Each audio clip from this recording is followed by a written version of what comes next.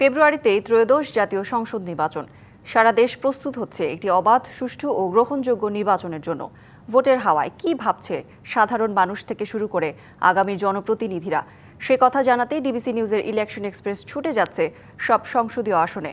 আজ সারাদিন আছে সংসদীয় আসন 15 নীলফামারী 4-এ। স্বাগত জানাচ্ছি সিএসআরএম ডিবিসি ইলেকশন এক্সপ্রেসে। আজ সারাদিন থাকবো নীলফামারী 4 আসনে। আমার সঙ্গে এই মুহূর্তে যুক্ত আছেন সৈয়দপুর উপজেলা জামাতের আমি কথা বলবো, জানার চেষ্টা করবো আগামী নির্বাচনে এই আসনটিতে জামাতের প্রভাবটি কেমন। স্বাগত আপনাকে সিএসআরএম ডিবিসি ইলেকশন এক্সপ্রেসে। আমরা যতটুকু জেনেছি আপনি ঘোষিত প্রার্থী হিসেবে মনোনয়ন পেয়েছেন এই আসনটি থেকে, সেক্ষেত্রে আপনাকে কেন দেওয়া হলো, কি করবেন এই আসনটির জন্য? আসসালামু আলাইকুম রহমতুল্লাহ। প্রথমে আমি ডিবিসি নিউজকে অভিনন্দন জানাতে চাই আমাদের সাথে থাকার জন্য, এবং এর সাথেই আমরা নীলফামারী 4 আসনের 14টি ইউনিয়ন, একটি পৌরসভার 4,46,000 ভোটার, আমাদের প্রায় 8 লক্ষ মানুষেরই বসবাস। সবাইকে আমরা শুভেচ্ছা জানাতে চাই আজকের এই প্রথম প্রহরে। আমরা বলতে চাই, বিশেষ করে আমি আব্দুল মুনতাকিমকে আমিরে জামাত ডাক্তার শফিকুর রহমান আমাকে নমিনি হিসেবে এখানে পেশ করেছেন জনগণের সামনে। প্রথমে আমি আমিরে জামাত সহ বাংলাদেশ জামাত ইসলামের কেন্দ্রীয় নেতৃবৃন্দকে অভিনন্দন জানাতে চাই। শহীদ নেতৃবৃন্দকে আল্লাহ তাআলা যেন জান্নাতে সর্বোচ্চ মর্যাদা দান করেন, এজন্য তাদের কবুলিয়তের দোয়া করছি। পাশাপাশি 2024 সালের জুলাই বিপ্লবে যে সকল শহীদবৃন্দ আমাদের এই বাংলাদেশটাকে নতুন করে আমরা পেলাম, সে সকল শহীদদের প্রতি শ্রদ্ধা জানাতে চাই।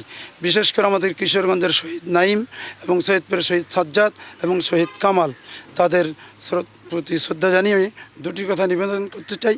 প্রথমত কথা হলো যে আমাদের এই কিশোরগঞ্জ এবং সৈয়দপুর এই আসন নীলফামারী 4 জাতীয় 15, এই আসনে আমাদের অনেকগুলো সম্ভাবনা আছে। সেই সম্ভাবনাগুলোকে কাজে লাগাতে পারিনি আমরা বিগত 55 বছর অথবা 17 বছর। সেই সম্ভাবনাগুলোর প্রথমেই যেটা আসে, আমাদের কিশোরগঞ্জে কৃষি বান্ধব একটি প্রকল্প হওয়া উচিত, যেখানে কৃষি পণ্য বিশেষ করে আলু সহ পাট, তামাক সহ অন্যান্য বিষয়গুলো আছে, সেগুলো আমরা হিমায়িতকরণের জন্য কোনো ব্যবস্থা গ্রহণ করতে পারি। সেগুলোর উন্নয়নের মধ্য দিয়ে আমাদের কিশোরগঞ্জকে এগিয়ে নিতে চাই। এর পাশাপাশি কিশোরগঞ্জের উন্নয়নের জন্য সবচেয়ে বড় প্রয়োজন এখন কিশোরগঞ্জ সদর ইউনিয়নকে পৌরসভায় উন্নীতকরণ। এর পাশাপাশি কিশোরগঞ্জের মধ্য দিয়ে বয়ে গেছে আমাদের তিস্তা ব্যারেজের যে প্রধান ক্যানেল, সেই ক্যানেলের উন্নয়ন, ক্যানেলের দুই পাশের রাস্তার উন্নয়ন। এর পাশাপাশি আমাদের চারালকাটা নদী, ধাইজান নদী সহ বাফলার বিল, এগুলোর উন্নয়ন প্রয়োজন। এর পাশাপাশি আমরা সৈয়দপুর শহর এবং সৈয়দপুর উপজেলা, আপনারা জানেন সৈয়দপুর উত্তরবঙ্গের বাণিজ্যিক হাব, এই হাবকে আগামী দিনে আধুনিকায়ন এবং সম্প্রসারণের জন্য ইতিমধ্যে আপনারা শুনেছেন যে বাংলাদেশ ডেভেলপমেন্ট উন্নয়ন অথরিটি ইতিমধ্যে 2000 কোটি টাকার প্রজেক্ট তারা নিয়েছে।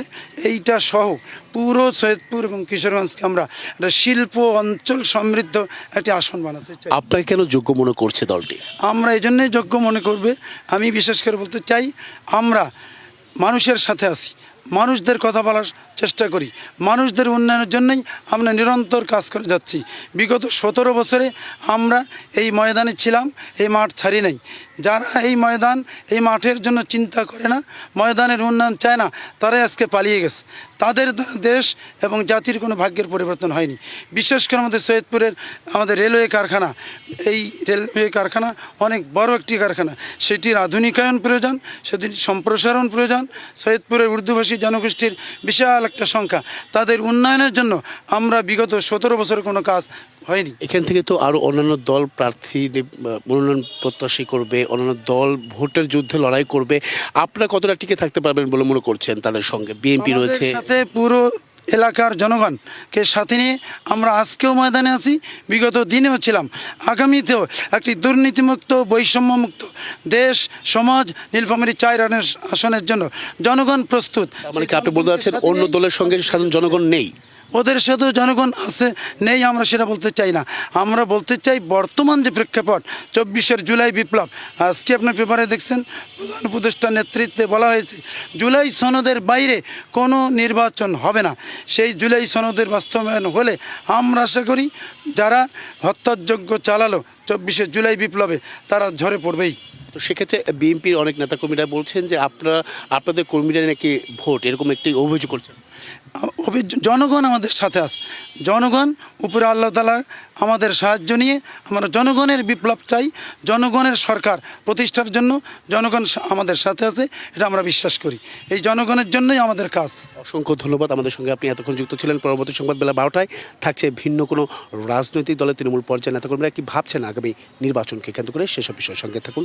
CSRM DBC ইলেকশন এক্সপ্রেসের।